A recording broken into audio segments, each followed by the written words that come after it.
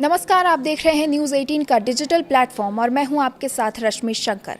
जम्मू कश्मीर में एक बार फिर आतंकवादियों ने इंसानियत को शर्मसार कर देने वाली वारदात को अंजाम दिया है। शुक्रवार देर शाम हुई इस घटना ने एक बार फिर उन दर्दनाक यादों को ताज़ा कर दिया है जब बेगुनाह लोगों को उनकी पहचान के आधार पर निशाना बनाया गया था। जानकारी के मुताबिक आतंकवादी एक ईंट भट्टे पर पहुंचे जहां बाहर से आए मजदूर काम कर रहे थे। प्रत्यक्षदर्शियों के अनुसार आतंकवादियों ने पहले मजदूरों की पहचान और नाम पूछा और उसके बाद उन पर गोलियां चला दी।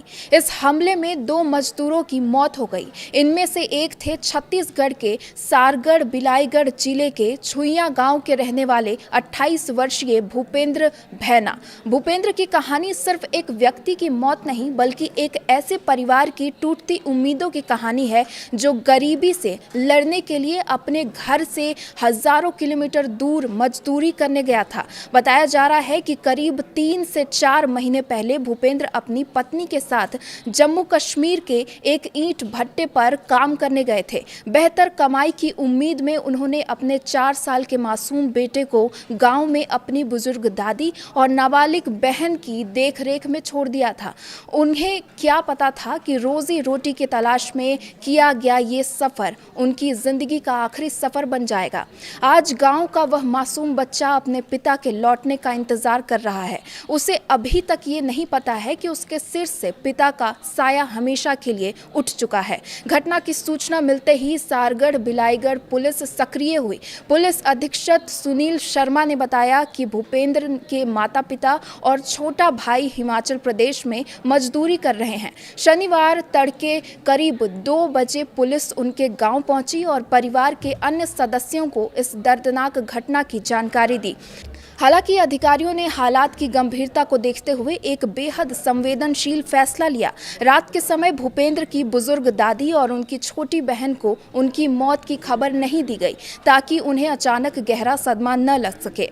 इस बीच हिमाचल प्रदेश में मौजूद उनके पिता को पूरी घटना की जानकारी दे दी गई है। वहीं स्थानीय प्रशासन और जम्मू कश्मीर के कुलगाम जिले के अधिकारी मिलकर परिवार को हर संभव सहायता पहुंचाने की कोशिश कर रहे हैं। सबसे मार्मिक बात यह है कि भूपेंद्र की छोटी बहन अभी भी इस सच्चाई से अनजान है।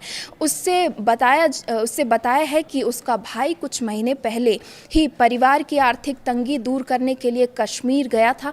परिवार के हालात इतनी खराब थी कि घर चलाना मुश्किल हो गया था, इसलिए उसने घर छोड़कर मजदूरी का रास्ता चुना। भूपेंद्र के भाई अनुराग भैना ने बताया कि उन्हें इस दुखद घटना की जानकारी उनके मामा से मिली जो फिलहाल जम्मू कश्मीर में ही हैं। उन्होंने बताया कि भूपेंद्र अपने पीछे पत्नी और 4 साल के बेटे को छोड़कर गए हैं।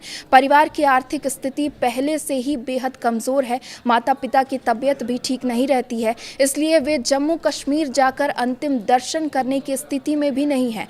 परिवार को अधिकारियों ने ये भी बताया कि सुरक्षा और परिस्थितियों को देखते हुए भूपेंद्र का अंतिम संस्कार जम्मू कश्मीर में ही किया जाएगा। ये खबर सुनकर परिवार का दर्द और भी बढ़ गया क्योंकि अब उन्हें अपने बेटे को अंतिम विदाई देने का अवसर शायद ही मिल सकेगा। ये घटना सिर्फ एक परिवार की त्रासदी नहीं बल्कि उन हजारों प्रवासी मजदूरों की असुरक्षा की कहानी भी है जो अपने परिवार का पेट पालने के लिए देश के अलग अलग हिस्सों में काम करने जाते हैं। एक तरफ वे गरीबी से लड़ते हैं तो दूसरी तरफ आतंकवाद जैसी हिंसा का भी सामना करते हैं। फिलहाल सुरक्षा एजेंसियां पूरे मामले की जांच कर रही हैं और हमलावरों की तलाश जारी है। पूरे इलाके में सुरक्षा बढ़ा दी गई है। वहीं इस घटना के बाद छत्तीसगढ़ के छुड़वा गांव में मातम पसरा हुआ है।